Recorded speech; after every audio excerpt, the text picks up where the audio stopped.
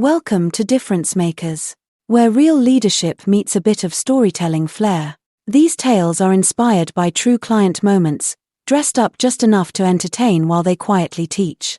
It's discernment training, with a twist. In this episode of Difference Makers, we're diving into everyone's favorite workplace sport, office politics. You know, that thing no one admits to playing, yet somehow always wins. We'll look at how to lead with integrity anyway, using real assessments and actual character, rather than charm, gossip, or strategic birthday cake distribution. The Eyes of Discernment. Meet Lily. The ladder climber. I slipped through the glass doors of InnovateX, my leather-bound notebook pressed against my chest like armor. The office hummed with nervous energy, leadership promotions were coming, and everyone knew it. "Morning, Lily," called Marco from his desk as I passed. I managed a smile, though my thoughts were elsewhere. In my notebook, I'd documented a pattern that grew more concerning by the day. Rex Thompson's name featured prominently, underlined 3 times on yesterday's page. The morning briefing was already underway when I slid into my usual seat. Rex stood at the front, his silver-streaked hair perfectly coiffed, gesturing toward slides on the digital screen. "And that's why I've developed this approach to targeting our millennial demographic," he announced, straightening his designer tie. My jaw clenched. That strategy had been Amira's brainchild. I'd watched her work late for weeks refining it, only to have her miss today's meeting for a client emergency. Rex caught my gaze and his smile never faltered, though something cold flickered in his eyes. He knew I knew. And clearly, he didn't care. I closed my office door as Sam and 3 other team members gathered around my small conference table. The energy in the room felt heavy, weighted with unspoken frustration. "I've had enough," Sam said, pushing a strand of colorful hair behind their ear. "Look at this." Sam slid their tablet toward me, open to an email thread. There it was in black and white. Rex had forwarded Sam's detailed market analysis to senior leadership with a new header, Thompson Market Strategy Overview. He didn't even change the wording, Javier muttered, adjusting his glasses. Just slapped his name on it. I scrolled through the document, my stomach tightening. The analysis had taken Sam weeks to complete, late nights and meticulous research all claimed in a single email. "What are we supposed to do?" Elena asked. "His numbers look amazing to leadership because he's stealing all our work." I glanced at their expectant faces, then back to the evidence on the screen. The right thing to do seemed clear, but Rex's relationship with the executive team was bulletproof. His performance metrics consistently topped the department charts. Now I understood why. "I don't know yet," I admitted. "But this isn't right." That evening, I collapsed onto my sofa, the weight of the day still pressing on my shoulders. I kicked off my shoes and reached for my phone, opening the Difference Makers podcast, my guilty pleasure and secret mentor during these corporate battles. John's warm, resonant voice filled my living room as I closed my eyes. "Today we're discussing how our brains assess others in the workplace," he began. "Here's something fascinating. Competence tells you what someone can do, character reveals who they truly are." I sat up straighter, suddenly alert. "When we evaluate someone's skills or achievements," John continued, "different neural pathways activate than when we're assessing their integrity or trustworthiness. Research shows the amygdala, our brain's emotional processing center, activates differently when we assess character versus competence." I thought of Rex's impeccable presentations and undeniable results, and the stolen work that created them. Our brains inherently recognize that what someone can accomplish matters far less than who they are while accomplishing it, John said. "This isn't just intuition, it's hardwired into our neurobiology." I reached for my notebook, scribbling frantically as the words illuminated the discomfort I'd been feeling. I woke the next morning with those words still echoing in my mind. While making coffee, I opened my leather-bound notebook to a fresh page and carefully drew a line down the middle, creating 2 distinct columns. Evidence I wrote at the top of the left column. Interpretation I labeled the right. Focus on what you see with your eyes, and hear with your ears, not what you feel, I reminded myself, recalling the guidance about separating actions from judgments. The podcast had explained how our brains often make character assessments too quickly, blurring the line between observed behavior and emotional response. Under evidence, I wrote my first entry. Rex presented Amira's millennial strategy as his own, March 15th meeting. In the second column, pattern of claiming others' work, not isolated incident. I sipped my coffee, feeling clearer. This wasn't about disliking Rex or his ambition, it was about documenting a pattern of behaviors that undermined the team. By keeping my observations objective and systematic, I could address the problem rather than the person. Patterns reveal character, John had said. And patterns were exactly what I intended to document. I spent the next week in observation mode, my notebook becoming a detailed record of Rex's interactions. On Tuesday, I witnessed him captivate the Meridian account team with charm and insights that had them nodding appreciatively. Brilliant presentation, Rex, their CEO had said, shaking his hand. 20 minutes later, I watched that same Rex snap at Emma from design when she asked a clarifying question about timeline expectations. If you can't keep up, perhaps we need someone who can, he'd muttered, just loud enough for those nearby to hear. During lunch on Thursday, Gareth from accounting confirmed what I suspected. Everyone sees it, he whispered, glancing around the canteen. But who's going to say anything? Man's practically bulletproof with the executive team. Each evening, I added to my evidence column, interrupted Priya 3 times in strategy meeting, took credit for Diego's customer retention solution, publicly praised Stephen, senior team member, while ignoring identical suggestion from Amira, junior, made earlier. No accusations, no judgments, just behaviors, dates, and witnesses. The patterns emerging more clearly with each entry. I stood at the front of the boardroom, my presentation slides reflecting off the polished table. My heart thumped steadily as I walked the executive team through our quarterly forecast.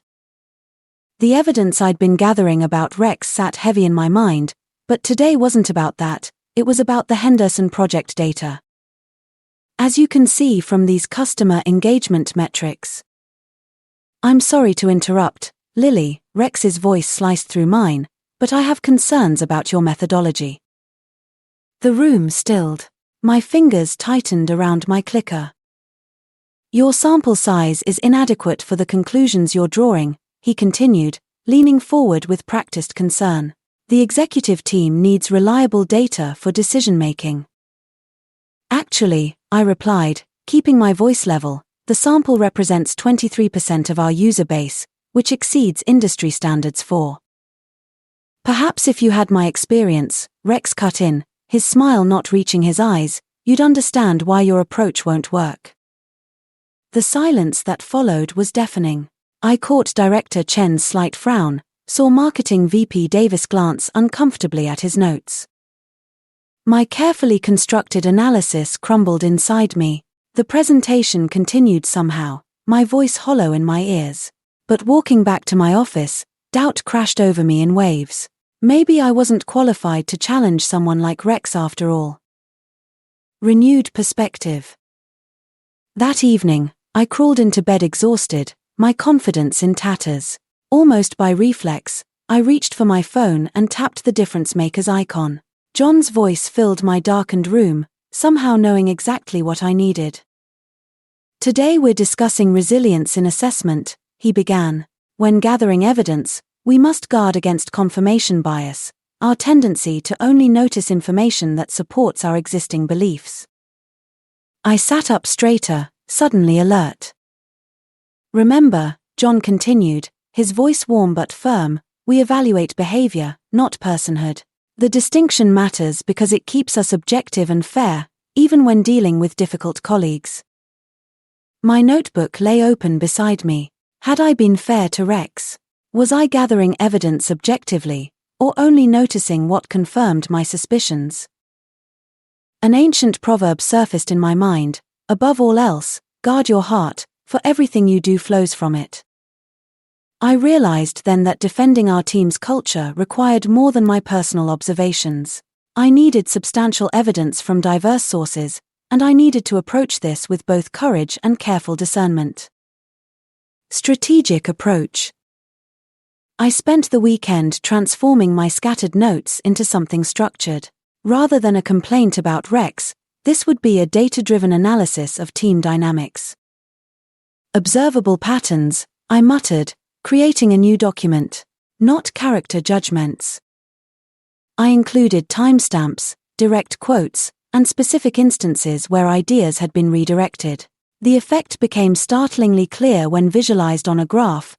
Innovation metrics had dropped 27% in areas where Rex took control, despite outputs increasing. Anonymous quotes from team members revealed the pattern. I've stopped sharing ideas in meetings. Why bother when someone else will take credit? I prepared 2 versions, one with Rex's name, one without. The patterns stood regardless of who was named. For 3 nights, I practiced in front of my bathroom mirror, focusing on maintaining a calm, analytical tone. This isn't personal, I reminded myself. It's about protecting our creative culture. By Thursday morning, my presentation was ready. 12 slides of undeniable evidence showing how certain leadership behaviors were quietly suffocating our team's potential. The leadership meeting. I stood before the executive team, hands steady despite my racing heart. Director Chen nodded encouragingly as I clicked to my first slide. I'd like to present some concerning patterns affecting our team's productivity and innovation, I began, deliberately avoiding Rex's name in my opening. This isn't about individuals, but about behaviors that are undermining our collaborative culture. The data appeared on screen, clear, compelling, and undeniable. Charts showing idea attribution patterns, innovation metrics before and after certain leadership changes, and anonymous team feedback quotes. Could you provide specific examples? CEO Matthews asked, leaning forward. Certainly. I pulled up slide 6. Here's a documented instance where a junior team member's strategy was presented as someone else's work.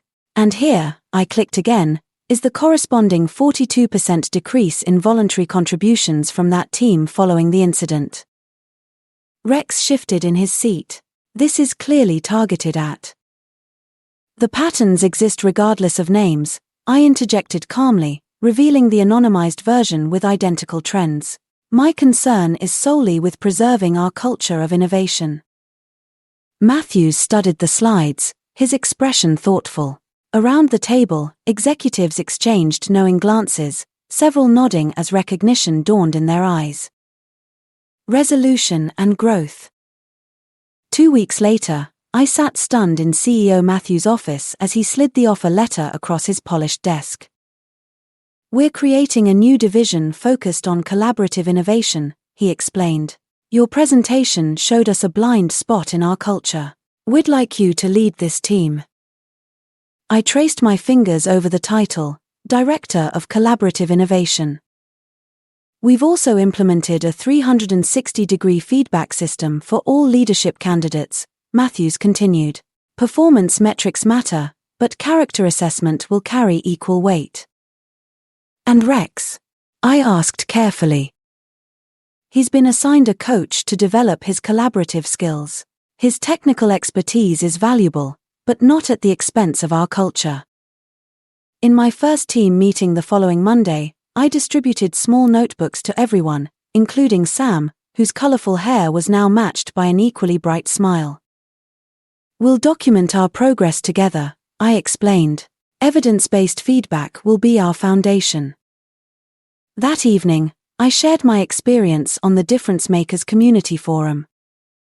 Learning to assess evidence about character, not just competence, transformed my understanding of leadership. True performance can't be measured only in outputs, but in how we elevate those around us. I opened a fresh notebook page, ready for new lessons in discernment. We hope that you have been inspired by this story. Join Difference Makers and get more faith-driven insights on leadership, neuroscience, and personal growth. one story at a time. Or if you're ready for real change, let's explore whether MAD coaching is right for you. Take our MAD free quiz now with no obligation. Remember, real change starts with the right habits.